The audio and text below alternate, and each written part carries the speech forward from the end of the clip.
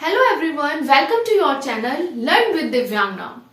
हार और जीत इंसान की सोच पर निर्भर करती है। मान लो तो हार है, ठान लो तो जीत है। इसी के साथ हम अपने आज के इंट्रोडक्टरी सेशन को स्टार्ट करते हैं। तो देखिए, जैसा कि आप सभी का टारगेट है कि भाई इस बार आप सभी को केवीएस 2022 को हिट करना है, ठीक है, सीधी सी बात है। अभी हमारी ये वैकेंसीज देखो 2022 में आई है और बेसिकली 2023 में आपका ये पेपर होना है, ठीक। और सबका टारगेट है कि भैया इस बार तो इस केवीएस को हिट करना है, इसमें इस बार तो नंबर लेके आना है, सीधी सी बात। अब देखिए, किसी भी चीज को मैं स्टार्ट करने से पहले सबसे पहले एक चीज आपको क्लियर कर देती हूँ। हमारा जो ये चैनल है, ठीक है, अभी बेसिकली ये न्यू ही चैनल है जिसको सिर्फ 6 से 7 महीने हुए हैं, है ना। जो लोग मुझसे बहुत पहले से जुड़े हुए हैं, इस चैनल की जर्नी से बिल्कुल स्टार्टिंग से जुड़े हुए हैं, वो बहुत अच्छे से जानते होंगे कि अभी तक हम लोग क्या करते हैं कि भाई जो भी वैकेंसीज डिटेल्स हैं वो सब आपके साथ शेयर करना, जो भी आप लोगों के डाउट्स रहे हैं वो बेसिकली आपके क्लियर करना, ठीक है। उसके बाद आप लोगों के लिए time to time motivational videos बनाना, ताकि आपके अंदर जितने भी डाउनफॉल्स आते हैं, बीच बीच में स्ट्रेस आ जाए, तो वो सब थोड़ा सा आपका कम हो जाए। इसके बाद बहुत सारी ऐसी स्ट्रेटेजी वीडियोस होती हैं कि भाई जो सेल्फ स्टडी वाले एस्पिरेंट्स हैं उनको कैसे पढ़ना है, क्या करना है, क्या टाइम टेबल है, कौन कौन सी बुक्स का बेसिकली आप यूज कर सकते हैं, ऐसी बहुत सारी चीजें। इसके अलावा ऐसे बहुत सारे पेपर हुए हैं जिसके बारे में हमने आपको टाइम टू टाइम अवेयर भी किया है कि भाई इसमें ये नहीं, ये लेके जाओ, वो करो, ये करो, है ना। अभी हम लोग क्या करने जा रहे हैं, एक नई स्टार्टिंग करने जा रहे हैं जो कि है बेसिकली आपका टीचिंग, ठीक है। टीचिंग में सबसे पहली बार ये समझ लो कि ये मेरा बिल्कुल एक फर्स्ट एक्सपीरियंस होने वाला है। इससे पहले मैंने कभी ऐसे व्हाइट बोर्ड पे कुछ भी मैंने कभी टीच नहीं किया है, सीधी सी बात है। इस तरीके से मार्कर से तो देखो, इसकी वजह से क्या है ना, थोड़ी राइटिंग वगैरह आपको दिक्कत लग सकती है, आपको थोड़ी राइटिंग बेकार लग सकती है, तो इसलिए मैं आपको बीच बीच में सारी चीजों को, है ना, बोलती भी रहूंगी ताकि आपको कोई कंफ्यूजन ना रहे, है ना। स्टिल रहता है तो आप लोग कमेंट सेक्शन में बता देना। तो बाकी धीरे धीरे करके थोड़ा सा मार्कर से लिखने की आदत रहेगी तो थोड़ा हैबिचुअल हो जाएगा, तो कोई दिक्कत वाली बात नहीं है। तो टीचिंग में ना हम लोग क्या स्टार्ट करेंगे भाई, सबसे पहले हम लोग यहाँ पे जो शुरू कर रहे हैं डेट इज पैडागॉजी। आपका पैडागॉजी के रिगार्डिंग अब ये चैनल होने वाला है, सीधी सी बात है, ठीक।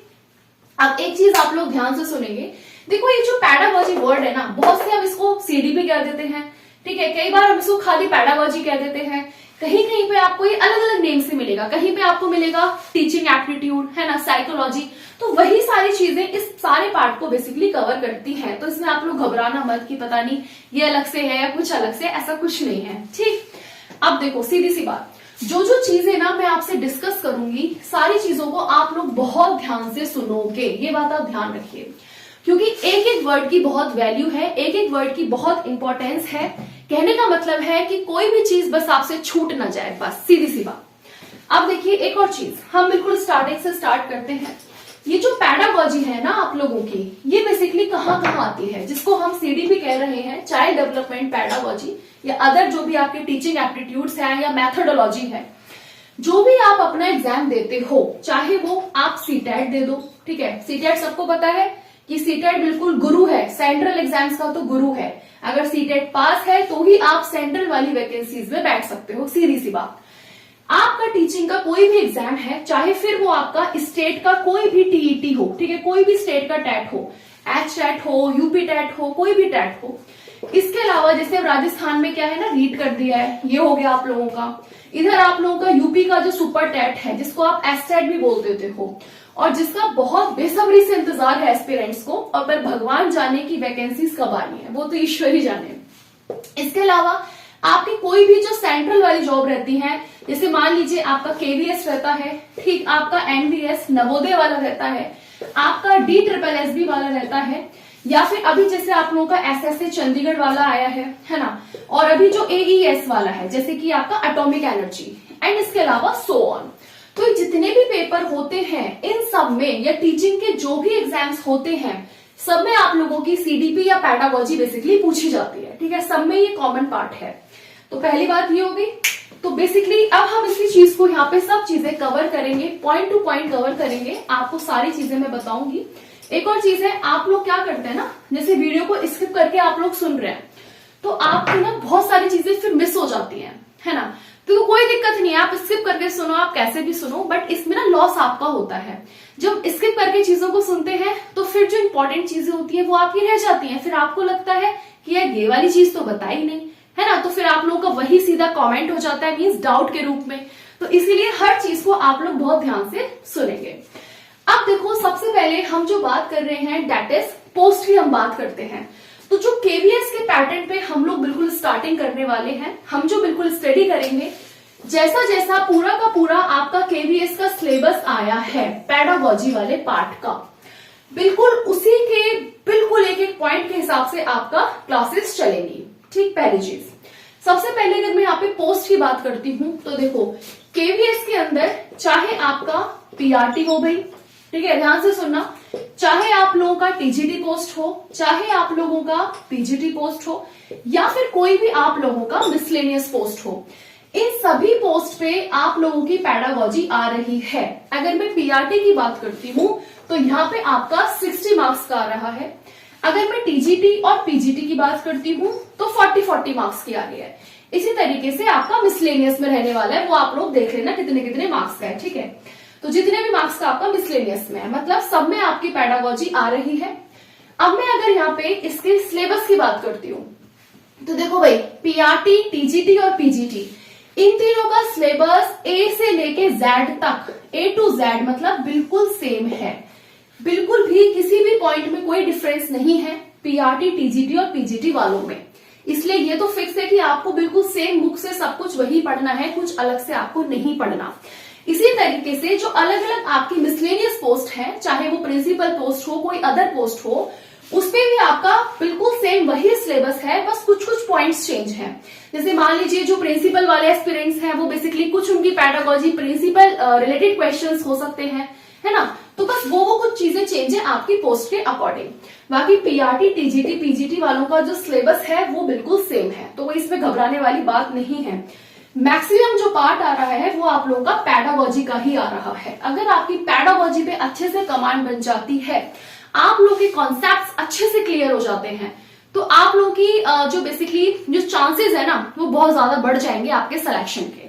ठीक है, पेडागोजी और साथ में जो लैंग्वेज है ना, हिंदी, इंग्लिश, तो इन सबको मिला के काफी अच्छा वेटेज आप लोगों का कवर हो जाता है। ठीक, अब हम लोग डिस्कस करेंगे अपने दूसरे पॉइंट पे, जो कि है सिलेबस का।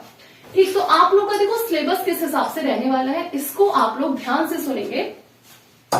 सबसे पहली चीज, मैं आपको हर एक वीडियो में एक ही बात बोलती हूँ, और मैं आपसे ये बोलती हूँ कि भाई अपना ना आप लोग सिलेबस निकलवा लो। हार्ड कॉपी में आपके पास सिलेबस होना बहुत जरूरी है। अगर आप एक डेडिकेटेड एस्पिरेंट्स हो ना, तो सिलेबस का होना बहुत मस्ट है। हार्ड कॉपी में निकलवा लो, 10 रुपए का निकल जाएगा। चाहो तो अपनी भी हैंड राइटिंग में लिख सकते हो, बट उसमें बहुत ज्यादा टाइम लग जाएगा। तो बेटर है एक ही पूरा पेपर है छोटा सा, उसको निकलवा लो, पूरा का पूरा सिलेबस। जहां भी आप लोग बैठ के पढ़ेंगे वो सिलेबस आपके पास होना चाहिए, सीधी सी बात। ठीक, अब एक और चीज है, रही बात सिलेबस की, हिंदी वाले, इंग्लिश वाले दोनों अपना अपना सिलेबस निकलवा लो। अगर आपके पास नहीं है तो अभी मैंने ना एक टेलीग्राम ग्रुप बना दिया है। ठीक है, टेलीग्राम मैंने अगेन बनाया है।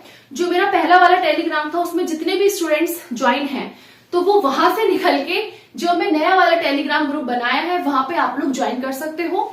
उस पे मैं आपको ये जो सिलेबस है, हिंदी वाला भी, पेडागोजी पार्ट का बोल रही हूँ मैं, और इंग्लिश वाला, दोनों पार्ट का सिलेबस मैं आपको सेंड कर दूंगी। आप चाहोगे तो पूरी पीडीएफ भी भेज दूंगी, आपका जितने भी अदर सब्जेक्ट्स का सिलेबस आया है। ठीक है, तो कोई दिक्कत वाली बात नहीं है, तो आप उसको बेसिकली ज्वाइन कर लेना। लिंक मैं इस वीडियो के डिस्क्रिप्शन में दे दूंगी आपको टेलीग्राम का, और बहुत जल्दी फिर इंस्टा अकाउंट भी बना लेंगे, तो उस पर भी आप लोग ज्वाइन कर सकते हो। ठीक है, मतलब कनेक्ट हो जाना।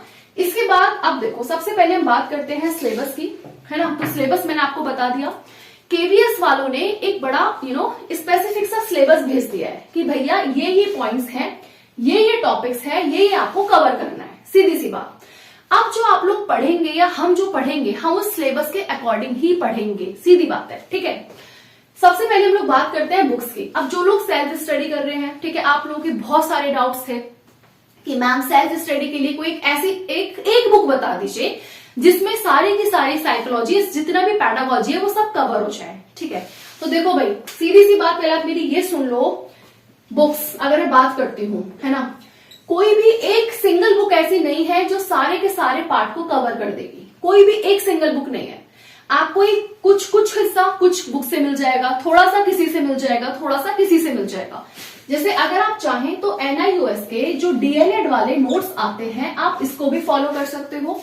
आपको कोई जरूरत नहीं है कि आप स्पेशली मार्केट से खरीदोगे, नो नीड ऑफ इट। आप लोग सीधा गूगल करो, वहां पे NIOS के सारे नोट्स हैं, अलग अलग कोर्सेज हैं बहुत सारे, उनमें बहुत सारे ब्लॉक्स हैं, वो सब आपने पढ़ना है अपने सिलेबस के अकॉर्डिंग, ठीक है। तो आप ऐसे कर सकते हो। या फिर जिन लोगों ने NIOS से नहीं करी हुई है DLED, जिन्होंने कहीं से भी किसी भी यूनिवर्सिटी से करी हुई है DLED, उसके भी सिलेबस में काफी ज्यादा चीजें जो पॉइंट्स हैं वो कवर हैं, काफी हद तक NIOS में भी कवर है, यहाँ पे भी आपको मिल जाएगा। जिन्होंने बीएड वगैरह करी है उनकी भी बुक्स में आपको मिल जाएगा। इसी तरीके से जो बेसिकली आप लोगों की इग्नू से जो बीएड होती है ना, उसमें भी आपको बहुत चीजें मिल जाएंगी। इसी तरीके से जो NCERT की साइकोलॉजी है 11th-12th की, यहाँ पे भी आपको कुछ चीजें मिल जाएंगी। लेकिन अगर आप ये सोचो कि सारी चीजें एक ही बुक में मिल जाए तो ऐसा पॉसिबल नहीं है। अलग अलग बुक्स में आपको सब कुछ मिलने वाला है, तो आप लोग इस तरीके से भी पढ़ सकते हो, सीधी सी बात है। इसके अलावा मार्केट में बहुत सारी बुक्स हैं, है ना, टीचर्स की बुक है अलग अलग, और भी बहुत चीजें हैं, तो जो आपको अच्छा लगे वो भी आप लोग देख सकते हो। बट देखो एक बात ध्यान रखना, अगर आप ये सोच रहे हो कि CTET के जैसा सेम टू सेम है, तो देखो काफी सारे टॉपिक्स हैं, जो चीज क्योंकि आप CTET में पढ़ के आए हो वही सब आपको अब यहाँ पे पढ़ना है। वही ग्रोथ, वही डेवलपमेंट, वही आपकी बेसिकली मैच्योरिटी, है ना, वही सब आप पढ़ोगे। वृद्धि, विकास, परिपक्वता, सब कुछ वही पढ़ना है, कोई ऐसा चेंज नहीं है। लेकिन थोड़ा बहुत इस बार चेंज हुआ है सिलेबस में, ये भी आप समझ लीजिए। CTET का पेपर जो था वो सिर्फ एक एलिजिबिलिटी टेस्ट था, वहां पे जनरल वाले 90 नंबर लाते ही उसको क्लियर कर जाते हैं। SC, ST और OBC कैटेगरी 82 मार्क्स लाते ही CTET को बेसिकली क्लियर कर जाती है, ठीक है, वो एलिजिबल हो जाते हैं। लेकिन ये बेटा, ये आप लोगों का KVS है, ये आप समझ लीजिए, ये KVS है। यहाँ पे आपको एलिजिबिलिटी टेस्ट नहीं है कि इतने नंबर लाओ और सिलेक्शन हो गया। यहाँ उसी का सिलेक्शन होना है जिसके मैक्सिमम टू मैक्सिमम मार्क्स आएंगे, क्योंकि यहाँ पे आपको बेसिकली मेरिट को क्वालिफाई करना है। यहाँ पे 90 या 82 नंबर को क्वालिफाई नहीं करना है, यहाँ पे आपको मेरिट को क्वालिफाई करना है। तो जो इस मेरिट को क्वालिफाई करेगा उसी का सिलेक्शन KVS के अंदर फिक्स है, ये आप समझ लीजिए। लेकिन बहुत चीजें आपको वही सब CTET वाले ही टॉपिक्स मिलेंगे कि वही बताओ, वही सब चीजें, फैक्टर्स बताओ डेवलपमेंट के, है ना, कौन कौन सी स्टेजेस हैं डेवलपमेंट की, कौन कौन से डोमेन्स हैं, तो वही सब है, कोई ऐसी दिक्कत वाली बात नहीं है। लेकिन अगर आप सोचो एकदम से CTET है तो एकदम से CTET भी नहीं है, क्योंकि यहाँ पे अब आपको थोड़ा सा डीप तो जाना पड़ेगा। अगर आप सोचो कि मैं ऊपर से पढ़ूं CTET की तरह, तो ऐसा नहीं है। कॉन्सेप्ट्स पे आपको बहुत अच्छे से यहाँ पे कमांड बनानी पड़ेगी, ये आप समझ लीजिए, ठीक। तो ये मैंने आप लोगों को बुक्स भी बता दिया, आप चाहें तो इन सब बुक से भी पढ़ सकते हो। अब हम बात करेंगे अपनी मीन्स इस चैनल की कि हम किस तरीके से आपके सिलेबस को कवर करने वाले हैं। तो ये जो मैंने आपको जितनी बुक्स बताई थी ना, सबसे पहली चीज, मैं जो भी कुछ आपको पढ़ाऊंगी ये सब इन बुक्स का ही मिक्सचर होगा। तो अब आपको ऐसे अलग अलग बुक्स को नहीं सर्च करना पड़ेगा कि ये देख लूं वो देख लूं, सब कुछ आपको, हर चीज यहीं पे आपको मिल जाएगी, ठीक है। सारी बुक्स का निचोड़ आपको यहीं मिल जाना है। अगर हम कवर की बात करते हैं तो देखो सिलेबस अच्छा खासा है, कोई छोटा मोटा सिलेबस नहीं है, तो एटलीस्ट आपको कवर करने में 2 महीने तो लग जाने हैं, ये आप मान के चलेंगे। हम कैसे करेंगे, मान लीजिए आपका पहला टॉपिक है ग्रोथ एंड डेवलपमेंट, ठीक। जब हम अपने एक टॉपिक को कवर कर लेंगे तो उसके बाद, या जो भी, अगर हम मान लीजिए एक यूनिट को कवर कर लेते हैं, तो उसके बाद उसके रिगार्डिंग जितने भी आपके प्रीवियस ईयर क्वेश्चन पेपर आए हैं, हम उन सबको साथ के साथ सॉल्व करेंगे, ठीक है। और कोशिश करेंगे कि मैक्सिमम टू मैक्सिमम क्वेश्चंस को सॉल्व करा जाए, ठीक है, ताकि आप लोगों का वो बेसिकली कॉन्सेप्ट भी क्लियर हो जाए डीपली उसकी स्टडी करके, और साथ में उससे रिलेटेड जितने भी क्वेश्चंस पहले आए हैं या फिर जो आ सकते हैं, जितने भी क्वेश्चंस बनने की प्रोबेबिलिटी रहेगी, वो हम सब कुछ यहाँ पे बेसिकली डिस्कस करेंगे। तो सबसे पहले अपना सिलेबस देखेंगे टॉपिक वाइज, यूनिट वाइज, उसके बाद उनसे रिलेटेड PYQs देखेंगे, मैक्सिमम टू मैक्सिमम क्वेश्चंस को सॉल्व करेंगे, ठीक है। ये अपना एक टारगेट रहने वाला है, ठीक है। तो इस तरीके से हम लोग कवर करेंगे सारी चीजों को, कोई दिक्कत वाली बात आपको नहीं आएगी। उसके बाद हम लोग बात करते हैं मीडियम। तो भैया जो मीडियम रहना है वो बेसिकली क्या रहना है, ठीक है। मीडियम हम लोग दोनों मीडियम का यूज करेंगे भैया, हिंदी मीडियम वाले भी मोस्ट वेलकम और इंग्लिश मीडियम वाले भी मोस्ट वेलकम। इंग्लिश में भी पढ़ाई चलेगी, हिंदी में भी चलेगी। जो भी चीज मैं इंग्लिश में लिखूंगी उसका वर्ड, उसका मीनिंग, जो उसका मेन मीनिंग होता है उसको मैं हिंदी में भी लिखूंगी, है ना। पढ़ाऊंगी मैं आपको। अब ये हिंदी और इंग्लिश मिलके क्या बन जाता है, इज इक्वल्स टू, मैं तो इसको बोलती हूँ भैया इंग्लिश। तो एक तरीके से हम जो पढ़ने वाले हैं वो हम इंग्लिश में पढ़ने वाले हैं, ठीक है, जहां पे दोनों ही लैंग्वेजेस को बराबर की इंपॉर्टेंस मिलेगी, तो कोई आपको दिक्कत वाली बात नहीं रहेगी। इसके बाद देखो एक और चीज है, मैं आप लोग अगर ये सोच रहे हो मैं आप लोगों को भर भर के लिखवाने वाली हूँ, ठीक है, बहुत ज्यादा मैं आप लोगों को लिखवाने वाली हूँ, तो ऐसा कुछ नहीं है। अगर मैं नोट्स की बात करती हूँ, ठीक है, तो देखो भाई सीधी सी बात है, अपना होगा यहाँ पे एक पार्टीशन, है ना, इस बोर्ड पे, क्योंकि हमें इस बोर्ड पे ही मैनेज करना है सब कुछ। इस साइड में आप लोगों को सबसे पहले जो भी टॉपिक होगा मैं आपको समझा दूंगी और इधर मैं उसको लिखूंगी। हम जो भी चीज पढ़ेंगे हम उसको फ्लो चार्ट के फॉर्म में पढ़ेंगे। लिखवाने पे मेरा बहुत विश्वास कभी नहीं रहा, ठीक है, और मैंने खुद भी कभी इतना नहीं लिखा। मेन चीज हमारी जो होनी चाहिए वो ये होना चाहिए कि हमें बस कॉन्सेप्ट क्लियर होना चाहिए। कम लिखो और ज्यादा समझो। तो हम पूरी कोशिश ऐसी ही करेंगे कि भैया ज्यादा से ज्यादा आपको फ्लो चार्ट के रूप में, है ना, जो आप लोग के ट्री चार्ट्स होते हैं, डायग्राम्स होते हैं, इस तरीके से बेसिकली आपको चीजें कवर कराई जाए। तो रही बात अगर मैं नोट्स की बात करती हूँ, तो देखो नोट्स आप खुद के अपने ही बनाएंगे। मैं यहाँ पे आपको समझाऊंगी, जो चीज मैं यहाँ पे लिखूंगी वो खुद एक नोट्स की फॉर्म में होगी, तो आपको ऐसे अलग से नोट्स बनाने की जरूरत नहीं है। लेकिन लिखोगे आप उसे खुद अपनी हैंडराइटिंग में। एक नोटबुक लेके बैठोगे सब लोग, ठीक है, पहले आप लोग सुन लीजिए, एक नोटबुक लेके बैठना, जो जो चीजें मैं समझाऊंगी पहले उस चीज को समझना, पहले उस कंसेप्ट को क्लियर करना। उसके बाद वो जो मैं यहाँ पे लिखा रहेगा ना पहले से, उसके बाद वो आपको अपनी नोटबुक में नोट डाउन करना है। उसके देखो पीछे रीजन ये है, नोट डाउन आप इसलिए खुद से करेंगे क्योंकि जो चीज हम खुद से अपनी हैंडराइटिंग में लिखते हैं ना, उसका एक अलग ही मतलब मजा होता है और वो बहुत अच्छे से समझ में भी आती है। मान लीजिए, सपोज करो कैसे, है ना, एक एग्जाम्पल देती हूँ। मान लो मैंने आपको पढ़ाया ग्रोथ, ग्रोथ बोले तो वृद्धि, है ना, ग्रोथ होती है आपकी वृद्धि। अब इस वृद्धि के अंदर क्या आता है, देखो सीधी सी बात है, वृद्धि के अंदर मान लीजिए आपका होती क्या है वैसे ग्रोथ। मैं कभी तो फिलहाल कोई क्लासेस नहीं है, एक इंट्रोडक्टरी क्लास है। देखो ग्रोथ जो भी आपका चेंजेस होते हैं, जो फिजिकल चेंजेस होते हैं, वो बेसिकली आपकी ग्रोथ हो जाती है, ठीक है, या जो भी आपके स्ट्रक्चरल चेंजेस होते हैं, जैसे कि मान लीजिए आपका साइज में बढ़ना, इंक्रीज इन साइज, आपका वेट बढ़ा, ठीक है, हाइट बढ़ी, ये सब एक ग्रोथ ही है। तो मान लीजिए अगर मान लीजिए आपने सिर्फ मेरा देख के ऐसे लिख लिया और आपको समझ नहीं आया, तो उसका कोई भी फायदा नहीं है। जब तक आप उस ग्रोथ को नहीं समझोगे, उसी कॉन्सेप्ट को नहीं समझोगे, तब तक कोई भी मतलब नहीं है।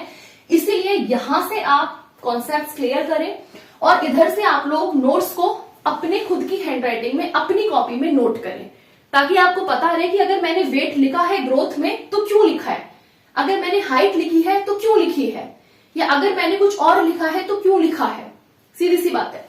तो ये मत बोलना कि मैम आप हमें सारे के सारे नोट्स टेलीग्राम पे शेयर कर दो, नहीं, मैं सिर्फ आपको कॉन्सेप्ट्स क्लियर कराऊंगी, क्वेश्चंस कराऊंगी, नोट्स आप खुद की हैंडराइटिंग में बनाओ ताकि वो आपको अच्छे से समझ में आ जाए, ठीक है। अब चलिए नेक्स्ट हम लोग बात करते हैं। तो ये रही आप लोगों की नोट्स की बात। मीडियम मैंने आपको बता दिया, बाइलिंगुअल जिसे हम इंग्लिश बोलेंगे। बात आती है स्पीड की। कुछ स्टूडेंट्स को लगता है ऐसा, और कई बार होता है कि जैसे स्पीड आपको लगती है कि मैं बहुत जल्दी जल्दी बोल रही हूँ, है ना, या तेज ऐसे। तो देखो सीधी सी बात है, पहले तो उसके पीछे एक रीजन ये भी है कि मुझे लगता है अगर मैं बहुत ज्यादा ही धीरे बोलूंगी तो उसमें आप लोगों का भी टाइम वेस्ट होना है ना। तो अभी क्या है, बहुत अच्छा सिस्टम होता है यूट्यूब के पास एक प्लेबैक स्पीड का। अगर आपको लगे मेरी स्पीड बहुत ज्यादा है, क्योंकि देखो हर इंसान को अलग अलग स्पीड लगती है, किसी को स्लो लगती है, किसी को फास्ट लगती है। अगर आपको फास्ट लग रही है तो वो प्लेबैक स्पीड में जाके आप उसको नॉर्मल कर लो, है ना, या थोड़ी और कम कर लो अपने हिसाब से। जिसको मान लीजिए बहुत धीरे लग रही है, कम लग रही है, तो वो अपनी स्पीड को बढ़ा के देख लो। तो इस तरीके से आप लोग स्पीड को थोड़ा सा मैनेज कर सकते हैं, है ना। उसके बाद हम लोग बात करेंगे नेक्स्ट फैक्टर, जो कि है टाइम का। देखो टाइम का ऐसा है, वैसे मैंने सोचा है कि मैं जो आपकी वीडियोस को अपलोड करूंगी वो 1 से 5 के बीच में, मतलब 1 से 4 रहेगा। अब ये चीज आप मुझे कमेंट सेक्शन में बताएंगे कि जो आपकी वीडियोस आनी चाहिए, ठीक है, आप लोग किस टाइम फ्री हैं, कब आप वीडियोस को वॉच कर सकते हैं। तो ये चीज आप मुझे कमेंट सेक्शन में बताना कि कौन सा एक बेसिकली परफेक्ट टाइम रहेगा कि वीडियो को अपलोड करा जाए। पहली चीज। एक और चीज आप ध्यान देना, A to Z जो कुछ मैं आपको पढ़ा रही हूं ना, वो सारे के सारे लेक्चर्स कोई भी स्किप मत करना। मान लो आप सपोज कीजिए अभी आप लोग तो चलो इंट्रोडक्टरी वीडियो देख रहे हैं, कोई बच्चा बाद में आया, ठीक है, और उसने मान लीजिए सीधे थर्ड वीडियो देखी, तो उससे पहले अगर मैंने आपको ग्रोथ समझा दिया, उसके फैक्टर समझा दिए, है ना, और तीसरी वाली में मैं मान लीजिए उसके डोमेन समझा रही हूँ, उसको समझ ही नहीं आ रहा है डोमेन्स क्या है, तो इसमें लॉस आपका ही होना है। इसलिए बेटर होगा कि आप A to Z सारी वीडियोस को देखते चलें। वैसे तो मैं थंबनेल में पूरा मेंशन कर दूंगी कि भैया यूनिट 1 की पहली क्लास, यूनिट 1 की दूसरी क्लास, ठीक है, क्लास वाइज आपका इंक्रीज होता रहेगा, यूनिट जिस हिसाब से आती रहेंगी KVS के पैटर्न के अकॉर्डिंग ही हम लोग पूरा पढ़ेंगे। जैसे जैसे सिलेबस दिया हुआ है ऐसे ऐसे हम लोग टॉपिक कवर करते चलेंगे। पूरी कोशिश करी जाएगी कि आपको सारी चीजें पढ़ाई जाएं, जितना मुझसे बनेगा मैं उतनी पूरी कोशिश करूंगी, सीधी सी बात है। ठीक, इसके अलावा तो आप लोग ये देखना, देखो कोई भी वीडियो स्किप मत करना, मतलब है स्किप करने से बस मेरा कोई लॉस नहीं है, मेन आपका लॉस ये हो जाना है कि अगर आप पहली वीडियोस छोड़ दो या बीच में से पढ़ोगे तो आपको वो पूरा कॉन्सेप्ट समझ नहीं आएगा, सीधी सी बात है। जब आपको यही नहीं पता कि अल्फाबेट में, ठीक है, अगर मान लीजिए A पहले आता है या B पहले आता है, C पहले आता है, तो आप कैसे पूरी अल्फाबेट लर्न कर सकते हो, सीधी सी बात। ठीक, तो यानी कि आपको ना जब हम नाम लिखना सीखते हैं, हमने कोई नाम लिखना सीखा, मान लीजिए ये है BAT मतलब बैट हो गया, है ना, जब तक आपको अल्फाबेट्स ही नहीं पता होंगी तो आप ये BAT को बैट कैसे बना दोगे, नहीं बोल पाओगे BAT बैट होता है, क्योंकि आपको अल्फाबेट्स नहीं आती। इसी तरीके से सबसे पहले अपने कॉन्सेप्ट्स को क्लियर करो, उसके बाद बैट बनाने की कोशिश करो, समझ रहे हैं। तो सारी चीजों को आप लोग देखेंगे। अब वीडियोस आप लोग की आती रहेंगी, रेगुलर बेसिस पे आप लोग की वीडियोस आएंगी। अब बात आती है कि वीडियोस कब से आएंगी। वीडियोस आप लोगों की, आप लोग ध्यान से देख लीजिए, मंडे से आप लोगों की रेगुलर क्लासेस चलेगी। मंडे से आप लोगों की रेगुलर वीडियोस आनी स्टार्ट हो जाएंगी। तो आप लोग बिल्कुल अच्छे से जुड़ जाइए, तब तक जितना भी टाइम है इस बीच में आके आप लोग देख लीजिए सारे introductory video, each and everything, ताकि कोई भी आपका लॉस ना हो। और जो वीडियोस आपसे रह जाए, मान लीजिए अगर आप रेगुलर भी नहीं देख पाते हैं तो आप लोग प्लेलिस्ट में बना दूंगी अलग से KVS की पूरी साइकोलॉजी, मतलब पैडागॉजी के नेम से, तो उसको आप लोग वॉच कर लेना। जिसकी जो वीडियो रह जाए वो वहां से कवर करना अपने पार्ट को, ठीक है। क्योंकि मान लीजिए अगर मैंने आपको पढ़ा दिया कि बताओ कौन कौन से फैक्टर्स, ठीक है, फैक्टर्स इन्फ्लुएंसिंग ऑन डेवलपमेंट, है ना, विकास को प्रभावित करने वाले कारक, अगर मैं आपको पढ़ा रही हूं तो अगर आपने डेवलपमेंट ही नहीं पढ़ा कि विकास है क्या, तो आप कैसे डायरेक्ट उन फैक्टर्स पे पहुंच जाओगे। इसीलिए इसके बाद ये आपकी बात आती है, तो टाइम आप लोग मुझे खुद कमेंट सेक्शन में बताना कि एक टाइम क्या होना चाहिए। इसके बाद देखो विजिबिलिटी की बात ऐसी है कि अब आप मुझे ये देख के बता दो कि जो कुछ मैं यहाँ लिख रही हूँ क्या वो आपको ठीक से दिख रहा है या नहीं, है ना, और मैं भी आपको ठीक से दिख रही हूँ या नहीं। तो थोड़ा सा आप लोग ये चीज चेक करके बता देना, ताकि जो भी कुछ कमियां होंगी तो वो मैं थोड़ी सी सुधार कर लूं उसमें, है ना। तो ये चीज आप लोग बताएंगे कि जो दिख रहा है वो दिख रहा है या नहीं दिख रहा। साथ में राइटिंग का थोड़ा ऐसा है कि हाँ, राइटिंग अभी क्योंकि मैंने बताया ना कि लिखने की आदत तो ऐसे है नहीं, व्हाइट बोर्ड पे थोड़ा सा मार्कर भी स्किप करता है। तो बाकी मैं आपको बोलती रहूंगी, अगर कोई डाउट आए तो आप कमेंट सेक्शन में पूछ लेना, तो उसमें भी कोई बात नहीं है। तो ये सारी चीजें बेसिकली मैंने आपको क्लियर कर दिया है, किस तरीके से हम लोग पढ़ाई करने वाले हैं, कैसे कैसे हमारी चीजें रहेंगी। क्लासेस आपकी मंडे से आना स्टार्ट हो जाएंगी, तो उसमें कोई टेंशन नहीं है। कनेक्ट आप लोग मेरे से टेलीग्राम से भी हो सकते हो, इंस्टा भी बन जाएगा, उससे भी हो सकते हो। लिंक मैं सारी चीजें डिस्क्रिप्शन में प्रोवाइड कर दूंगी। बाकी देखो लाइक शेयर सब्सक्राइब का मैं नहीं बोलती हूँ कभी भी, तो मैं बोल रही हूँ जो अगर आपको वीडियोस पसंद आया करे तो आप वीडियो को थोड़ा सा लाइक कर दिया करें, उससे हमें भी मोटिवेशन मिल जाता है कि चलो भैया, है ना। शेयर, भाई शेयर भी आप लोग थोड़ा दबा के करें वीडियोस को। और रही बात सब्सक्राइब की, जो लोग न्यू है वो सब्सक्राइब कर लें, अगर आपको अच्छा लग रहा है चैनल, आपकी कुछ हेल्प हो रही है, आपके मतलब का है तो, है ना, आप उसको सब्सक्राइब भी कर सकते हैं। इसके साथ ये सारी चीजें बेसिकली हैं। और कोई भी अगर आपका डाउट आता है तो आप लोग कमेंट सेक्शन में पूछ लेना। एक और चीज मैं आपको क्लियर कर दूं, जब आप किसी भी चीज को, किसी भी सब्जेक्ट को पढ़ते हैं तो सबसे पहले आपको उसका की पॉइंट पता होना चाहिए कि वो सब्जेक्ट है क्या, या उसमें हम क्या चीज पढ़ रहे हैं और क्यों पढ़ रहे हैं। जैसे कुछ बच्चे होते हैं, उनको बोलो कि यार हमें फिजिक्स बहुत पसंद है, केमिस्ट्री बहुत पसंद है, जब उनसे पूछो ना या उनसे बोलो कि भाई ऐसा है, एक लाइन में डिफाइन कर दो व्हाट इज फिजिक्स, तो वो नहीं कर पाते हैं। इसी तरीके से आप लोगों ने बेशक सीटेट दे दिया है, बट अभी भी कुछ ऐसे एस्पिरेंट्स होते हैं जिनको यही नहीं पता कि एग्जैक्टली हम सीडीपी का मतलब क्या होता है, पैडागोजी का मतलब क्या होता है ना। तो देखो जब तक उस की पॉइंट का आपको मतलब ही नहीं पता तो उसको अंदर डीपली पढ़ने का क्या फायदा। पहले उस चीज को तो समझो कि आप पढ़ किस चीज के बारे में रहे हो, है ना।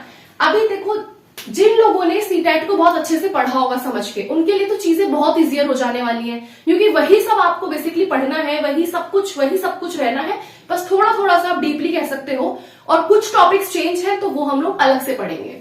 सबसे पहले हम अगर बात करते हैं सीडीपी की, तो सीडीपी जिसकी फुल फॉर्म होती है चाइल्ड डेवलपमेंट एंड पेडागोजी। क्या आपको पता है कि आप पेडागोजी में क्या पढ़ते हो? सीडीपी का एग्जैक्टली मतलब क्या है ना? तो देखो, सी, जैसे कि आपको सी से पता है कि सी का मतलब है यहाँ पे चाइल्ड, और चाइल्ड को हम हिंदी में कहते हैं बालक। डी का मतलब होता है डेवलपमेंट, ठीक है, डेवलपमेंट, और डेवलपमेंट को हिंदी में हम कहते हैं विकास। और पी का मतलब होता है पेडागोजी, पेडागोजी, और पेडागोजी को हम हिंदी में कहते हैं शिक्षा शास्त्र। क्या कहते हैं? शिक्षा शास्त्र, या फिर आप इसको शिक्षण शास्त्र भी कह सकते हो, या तो शिक्षा शास्त्र बोलोगे या फिर शिक्षण शास्त्र, ठीक है। अब जैसा कि आपको ये देखने से पता चल रहा है कि यहाँ पे बालक का विकास होता है। अब बालक का विकास बहुत सारे फॉर्म्स में हो सकता है और होता ही है। किस तरीके से विकास होगा? जब बालक अपनी बाल्यावस्था में होता है, चाइल्डहुड से लेके उसकी जो ओल्ड एज होती है, उसकी जो वृद्धावस्था होती है, उसमें उसके अंदर क्या क्या डेवलपमेंट आते हैं, या फिर जब बालक अपनी कंसेप्शन में होता है, मतलब जब वो गर्भ में होगा, वहां से लेके उसकी लाइफ स्पैन मतलब उसकी जीवन अवधि तक उसके अंदर कौन कौन से परिवर्तन आ रहे हैं, तो उसके अंदर ओवरऑल परिवर्तन आते हैं। देखो, उसके अंदर क्या होगा? जब बालक की बाल अवस्था होगी, कौन सी अवस्था होगी? बाल अवस्था, जिसको आप क्या बोलते हो? चाइल्डहुड पीरियड, है ना। तो उस चाइल्डहुड पीरियड से लेके उसकी जो वृद्धावस्था है, ठीक है, उसकी जो वृद्धावस्था है, जिसको हम लोग ओल्ड एज बोलते हैं, यहां से यहां तक उसके अंदर कौन कौन से चेंजेस आते हैं, या फिर आप ऐसे कह सकते हो कंसेप्शन से लेके, है ना, कंसेप्शन से लेके, यानी कि जो प्रसव पूर्व जो अवस्था होती है, जिसको हम प्रीनेटल पीरियड बोलते हैं, वहां से लेके लाइफ स्पैन मतलब जब तक एक जीवन अवधि रहती है, क्या क्या चेंजेस आते हैं, तो ये सब हम सीडीपी के अंदर यानी चाइल्ड डेवलपमेंट में पढ़ते हैं। तो देखो किस तरह के चेंजेस आते हैं जी, उसमें आप लोगों का फिजिकल चेंजेस भी आएंगे, ठीक है। कौन कौन से चेंजेस आएंगे? फिजिकल चेंजेस में क्या होता है? फिजिकल चेंज ही आपकी ग्रोथ हो जाती है ना। ग्रोथ, अगर आपको बोला जाए कि ग्रोथ क्या है, वृद्धि क्या है, तो जितने भी फिजिकल चेंज हो रहे हैं, यानी कि शारीरिक परिवर्तन या स्ट्रक्चरल चेंजेस यानी संरचनात्मक परिवर्तन, वही सब आपकी ग्रोथ होती है। तो फिजिकल चेंजेस में जो ग्रोथ है, चाहे वो इंक्रीज हो रहा हो हाइट में, चाहे वो इंक्रीज हो रहा हो वेट में, चाहे कोई भी शेप साइज में, है ना, तो ये सब फिजिकल चेंजेस हैं, और ये physical changes is equals to growth हो जाती है। बात आई समझ में? इसी को हम वृद्धि कह देते हैं। इसी तरीके से अब खाली फिजिकल चेंजेस नहीं होते हैं, इसमें आपके साइकोलॉजिकल चेंजेस भी मिलेंगे आपको, अलग अलग मनोवैज्ञानिक तरीके के परिवर्तन, चाहे आपका परिवर्तन सोशली यानी सामाजिक तरीके से हो रहा हो, चाहे इमोशनली यानी संवेगात्मक तरीके से हो रहा हो, चाहे कॉग्निटिव यानी कि संज्ञानात्मक तरीके से हो रहा हो, चाहे मोरल यानी नैतिक तरीके से हो रहा हो, साथ में साइकोलॉजिकल बायोलॉजिकल इसके अंदर आई जाता है, मतलब फिजिकल वाली चीजें इसमें आ जाती है, तो इसमें कोई दिक्कत वाली बात नहीं है। इसके अलावा चाहे आपका जो परिवर्तन है वो मान लीजिए लैंग्वेज के बेस पर हो रहा है, ठीक है, इंटेलेक्चुअल बौद्धिक, तो वो सब एक दूसरे से कनेक्ट होते हैं। तो इस तरह की जितनी भी चीजें हैं, साइकोलॉजिकल चेंजेस हो रहे हो, चाहे आप लोगों के फिजिकल चेंजेस हो रहे हो, वो सब के सब हम किसमें पढ़ते हैं? चाइल्ड डेवलपमेंट में पढ़ते हैं। डेवलपमेंट में आता क्या है? डेवलपमेंट अपने अंदर ग्रोथ को भी रखता है और अपने अंदर मैच्योरिटी को भी रखता है ना। तो ये ओवरऑल आपका डेवलपमेंट हो जाता है, जिसमें फिजिकल, साइकोलॉजिकल हर तरीके के चेंजेस, चाहे वो सोशली आपके स्तर पर हो रहे हैं, मेंटली हो रहे हैं, ठीक है, किसी भी तरीके से हो रहा है, तो वो सब हम चाइल्ड डेवलपमेंट में पढ़ते हैं कि एक बच्चे का विकास अपनी जितनी भी स्टेजेस होती हैं, बचपन से लेके उसकी ओल्ड एज तक किस तरीके से होता है, उसमें क्या क्या परिवर्तन आते हैं, तो वो एक चाइल्ड डेवलपमेंट हो जाता है। आई होप कि अब आप इसमें कंफ्यूज नहीं होंगे, आपको क्लियरली पता चला होगा कि एग्जैक्टली चाइल्ड डेवलपमेंट में हम पढ़ते क्या है। बात आती है पेडागोजी की। पेडागोजी जैसे कि आपको देख के पता चल रहा है शिक्षा शास्त्र या फिर शिक्षण का शास्त्र। इसके अंदर क्या होता है? इसके अंदर भाई देखो सीधी सी बात है, शिक्षा की जितनी भी प्रक्रियाएं होती हैं, उसके जितने भी सिद्धांत होते हैं, ठीक है, उसको हम थ्योरी बोलते हैं, उन सब का जब हम अध्ययन करते हैं, अध्ययन बोले तो स्टडी करते हैं, ठीक है, जितनी भी उसकी थ्योरीज है, हर चीज कि किस तरीके से बच्चे को पढ़ाना है, क्या क्या मेथड्स आप लोग यूज करोगे, इस एज से इस एज तक के बच्चे को आपको कैसे पढ़ाना है, अपर एज वाले को कैसे पढ़ाना है, तो वो सब हम पैडागॉजी में पढ़ते हैं, सीधी सी बात है। इसके अंदर बिहेवियर के अंदर क्या क्या चेंजेस आ सकते हैं, क्या क्या चीजें होती हैं, और ज्यादा आप बच्चे की स्किल्स को किस तरीके से डेवलप करोगे, उनका जो दृष्टिकोण है उसका जो ठीक है उसको आप बेसिकली किस तरीके से और ज्यादा विकसित करोगे, ये सारी की सारी चीजें हम पैडागॉजी में पढ़ते हैं, है ना। यहाँ पे एक टीचर को उसकी रिस्पॉन्सिबिलिटी के बारे में समझाया जाता है कि उसका कर्तव्य क्या है बच्चे के प्रति, कि वो बच्चे को किस ढंग से पढ़ा रहा है।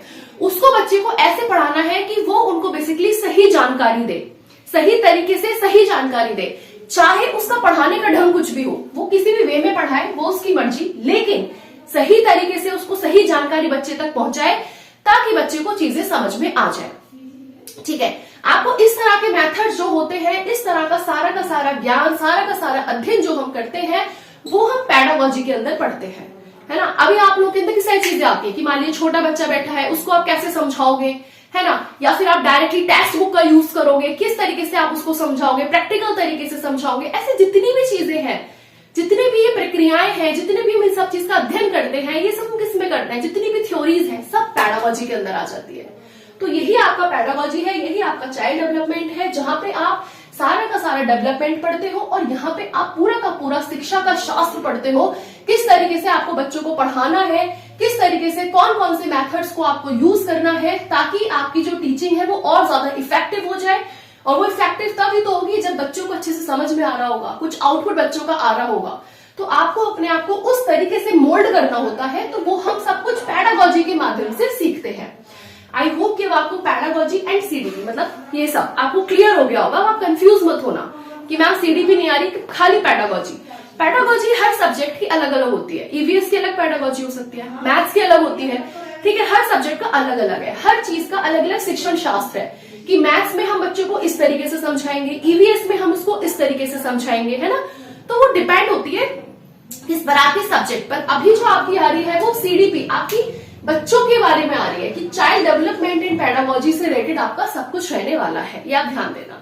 तो जिसको कंफ्यूजन है वो आप लोग देख लीजिए, बाकी वही चीज है जिसने सीटेट अच्छे से पढ़ा होगा समझ के, तो उसके लिए चीजें बहुत आसान है, उसको ये सब पहले से आता है, क्योंकि कुछ ऐसा चेंजेस नहीं है, थोड़े बहुत चेंजेस आपको मिलेंगे। जो इस बार सिलेबस में कुछ चीजें चेंज हुई हैं वो भी हम सब पढ़ेंगे, बाकी आपको अच्छे से अपनी चीजों को पढ़ना है। ये चीजें हैं। अब आपको कोई भी डाउट आता है तो आप लोग कमेंट सेक्शन में पूछ लेना, बाकी जैसी भी कोई दिक्कत है, लेकिन बिल्कुल अच्छे से आपको अपनी तैयारी को करना है, एक अच्छे से स्ट्रैटेजी, सारा रोड मैप हमने आपको क्लियर कर दिया है। अब कोई भी प्रॉब्लम है तो आप लोग पूछ सकते हो। ठीक, पोस्ट हो गया, सिलेबस हो गया, बुक्स हो गया, कवर हो गया, मीडियम हो गया, speed, time, visibility, like, share, subscribe, ठीक है। और बस अपना जो प्यार है मेन, मुझे बस आप लोगों का प्यार, आशीर्वाद, आप लोगों का सपोर्ट चाहिए। तो वो अभी तक तो अच्छे से बनता आया है, कोई दिक्कत वाली बात नहीं है, और आगे भी आप लोग बनाए रखेंगे, ऐसी मुझे पूरी उम्मीद है। ठीक, तो आप लोग बस अपनी कमर कस लीजिएगा, डेली रेगुलर बेसिस पे क्लास देखना, क्योंकि कोई चीज स्किप ना हो, कोई भी टॉपिक आपसे छूट ना पाए। पूरी कोशिश करी जाएगी कि ईच एंड एवरीथिंग आपके साथ सब कुछ क्लियर करा जाए आप लोगों को। मेन बात होती है कि बस कॉन्सेप्ट्स को क्लियर करना है। अगर आप लोगों की ना कॉन्सेप्ट्स क्लियर है तो आप बहुत इजीली तरीके से कर ले जाओगे। अगर आप बिल्कुल रट के कर लेते हो कि नहीं, जैसे सीटेट में कुछ बच्चे बिल्कुल बस ये था कि हाँ पास होना है तो बस रट रट के चले गए ना, ऊपरी ऊपरी पढ़ लिया। बट अब हमें, क्योंकि ये मैंने आपको पहले भी बोला, ये अब आपका एलिजिबिलिटी टेस्ट नहीं है, अब आप लोगों को मेरिट को क्लियर करना है। तो यहाँ पे आपको थोड़ी डीप अंडरस्टैंडिंग होनी चाहिए हर चीज के बारे में। तो इसीलिए अब दूसरी चीज है भैया, क्लास के क्या चार्जेस हैं, ये भी तो सुन लो। क्लास के चार्जेस बहुत बड़े हैं, ठीक है। ये आप लोगों के क्लास के चार्जेस हैं, ये आप ध्यान से सुन लीजिए, ठीक है। फ्री है आपकी क्लासेस, कोई आपके क्लास के चार्जेस नहीं है, जो भी कुछ आपकी स्टडी है बिल्कुल फ्री ऑफ कॉस्ट है। बस आप लोगों का काम है मेहनत करना और पढ़ना बहुत अच्छे से डेडिकेशन के साथ, और मेरा काम है आपके सारे कॉन्सेप्ट्स को क्लियर कराना डेडिकेशन के साथ, ठीक है। मंडे से क्लासेस आ जाएंगी, आपकी चिंता मत करना। लेकिन जो मैंने आपको बोला है कि टाइम थोड़ा सा मुझे बताएंगे कमेंट सेक्शन में लिख के, विजिबिलिटी का थोड़ा सा बता दो कि दिख रहा है नहीं दिख रहा, क्योंकि जब मैं यहाँ पे आपके लिए सारे नोट्स लिखूंगी तो वो आपको दिखना चाहिए, इसलिए आप मुझे थोड़ा सा बता दो ताकि कुछ भी कमियां हैं तो मैं उसको सुधार करूं, है ना, उसको थोड़ा चेंज कर लूं। बाकी कोई दिक्कत वाली बात नहीं है। ये आपका सारा का सारा एक इंट्रोडक्टरी क्लास थी जिसको लेना बहुत जरूरी था, सारा का सारा एक रोड मैप समझाना बहुत जरूरी था। अब आप लोग तैयार हो जाइए। जैसा कि रही बात आपके एग्जाम की, कब आपका एग्जाम हो सकता है, तो पूरी संभावनाएं जो बताई जा रही हैं वो यही है कि भैया मार्च के एंड में, ठीक है, वरना मार्च में नहीं हुआ तो वही अप्रैल तो आपका है ही फिक्स, ठीक है। तो मार्च अप्रैल कभी भी आपका पेपर हो सकता है। तो हम इतना नहीं लेंगे, हम लोगों का बस टारगेट इतना है भैया फैब तक अपना सब कुछ कवर कर लो, ईच एंड एवरीथिंग, हर चीज पे अपनी कमांड फैब तक बना लो, ठीक है। मार्च का वेट मत करो, फिर चाहे मार्च के स्टार्टिंग में हो जाए, मिड में हो जाए, एंड में हो जाए, हमें मतलब नहीं है। हम अपना फैब तक बिल्कुल एडी चोटी का दम लगा के सब कुछ कवर कर लेंगे। बहुत अच्छे अच्छे चैनल्स हैं, जो भी आपको पसंद आए आप फॉलो करके वहां से कहीं से हिंदी पढ़ सकते हो, मैथ्स पढ़ सकते हो, रीजनिंग पढ़ सकते हो, ईवीएस पढ़ सकते हो, ठीक है। पैडागॉजी के लिए बहुत से चैनल्स हैं, आप चाहे जिन्होंने कोर्स लिया हुआ है उनको तो कोई दिक्कत नहीं है, कोर्स में आप अपना कवर करेंगे। बाकी सेल्फ स्टडी वाले एस्पिरेंट्स आप लोग यहाँ से भी पढ़ सकते हैं, बाकी और भी जो चैनल्स कहीं पढ़ा रहे हैं आप लोग खैर होशियार हो, आई नो आप एक एक चीज फॉलो नहीं करते, आप बहुत सारी चीजों को फॉलो करते हो, है ना। तो कोई दिक्कत वाली बात नहीं है, बस मेन है कि आपका कॉन्सेप्ट क्लियर हो जाए, आपका सिलेबस कवर हो जाए और आप लोग का केवीएस के अंदर सिलेक्शन हो जाए, बस यही अपना मेन टारगेट है, ठीक। तो चलिए, हाँ आज बोलते बोलते ना गला एक्चुअली एक तो थोड़ी सी हो रही है तबियत खराब, है ना, तो इसलिए मैं थोड़ा सा सोच रही थी कि बीच में अपना फीवर वगैरह जो हो रहा है वो सब ठीक हो जाए, तो फिर अपना मंडे से क्लासेस स्टार्ट हो जाएंगी। वरना पता चला मैं भी 2 दिन से क्लास स्टार्ट कर दूं, फिर से अभी फीवर ठीक नहीं हुआ तो ले लो और क्लास आपकी चली गई, तो उससे कोई फायदा नहीं है। तो मेन बात है कि जब क्लासेस आए तो फिर वो रेगुलर बेसिस पे आनी चाहिए, है ना, तो उससे थोड़ा रिदम बना रहता है और सही रहता है। ओके, तो चलो, wish you all the very best, stay happy and stay blessed, thank you so much.